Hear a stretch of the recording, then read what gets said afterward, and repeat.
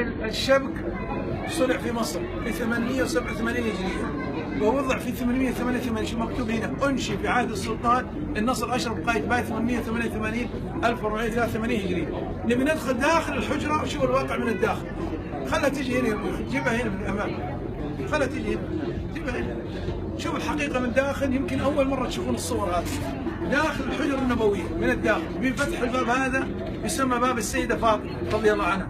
نبي ندخل من الداخل شوف الحقيقة الآن، لأنه كثر الكذب والدجل بالإنترنت والجوالات صور بأنه هذا قبر الرسول عليه الصلاة والسلام، ودجال يطلع يقول لك هو خادم الحجرة. لا يوجد خادم الحجرة إلا الرئاسة. شوفوا الحرمين. حنشاهد الآن الوضع من الداخل. شوف الحقيقة الآن ينفتح الباب، شوف الآن فتح الباب، شوف الواقع وصور من الداخل. دخلنا مثلك مثل أي رئيس دولة إذا أراد الدخول من الداخل، وإحنا كموظفين ندخل عملية التنظيف من الداخل. إلى أن دخلنا إيش تشاهد أمامك؟ بلاط رخامي قديم من عهد الملك فيصل رحمه الله. محراب يسمى محراب فاطمة رضي الله عنها. خلفه موجود صندوق أو سرير فاطمة رضي الله عنها. حنشاهد وما هو سر هذا السرير. نبي ندخل من هنا، نبي ندخل من هنا، حنتجه نشوف المواجهة الشريفة. الروضة خلف الشبك هذا. احنا متجهين من هنا ثم ندخل مع الباب ثم نجي للمواجهة. شوفوا الآن ها انفتح الباب، شايفين؟ اللي بيصور يصور يا اخوان. هذه أشياء يمكن أول مرة تشوفها، واللي بيصور يصور. شوف دخلنا من هنا، وضحت؟ لاحظ ايش تشوف قدامك؟ ستارة خضراء صح ولا لا؟ مغطاة بالجدار هذا. الجدار هذا اللي هو هذا شايفينه؟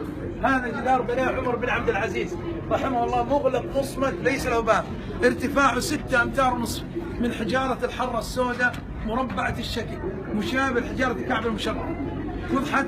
لاحظ موجود هنا صندوق، هذا يسمى صندوق الصندل. هذا احنا وقت تنظيف من الداخل نحرك يمين ويسار، لكن مدخلينه وغطينه بالستاره. هذا كان يطيب فيه من طيب الصندل من الداخل. حنتجه للمواجهه الشريفه. شوف الحقيقه، شوف الان، شوف الان. الستاره جددها الملك فهد عام 1406 هجريه الى وقتنا الحاضر، القديمه كانت من عهد الملك عبد العزيز 1370. شوف هذه المواجهه الشريفه.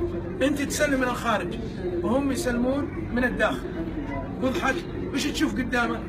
لاحظ، شوف الستاره هنا الدائره الاولى، الدائره الثانيه، الدائره الثالثه، صح؟ اللي يجي بالمواجهه ويناظر من الداخل يجد الدوائر ظنا منه انه هذا قبر الرسول عليه الصلاه والسلام، وهذا ابو بكر، هذا عمر رضي الله عنه. يقول لك انا شفت قبر الرسول. يا اخي العزيز، هذه الدائره محاذاه للوجه النبوي الشريف هنا، والثاني محاذاه لابو بكر رضي الله عنه، والثالث محاذاه لوجه عمر بن الخطاب رضي الله عنه. حنشاهد الان سرير فاطمه وشوف ما هو سر هذا السرير او الصندوق. شوف الواقع، وهذه الحقيقه من الداخل. يعني انت ما تشوف شيء، انت تسلم من الخارج وهم يسلمون من الداخل مثل المدرسه. هل معناه اذا دخلت حوش المدرسه اني دخلت الفصول والاداره؟ هذه نفس الطريقه. هذا شوف، هذا سرير فاطمه رضي الله عنه، وهذا كانت توضع فيه المجوهرات والهدايا التي تاتي من بعض السلاطين والحكام العثمانيين. مع اخر حكام العثمانيين عمر فخري باشا اخذت جميع المحتويات بالقطار الى تركيا وتعرض بالمتحف في تركيا. هذا وين؟ هذا خلف المحراب اللي شاهدناه. حنعيد الان من جديد، نعيده من جديد. اللي ما شاف يشوف. الى الوقت الحالي موجود. ها وين موقع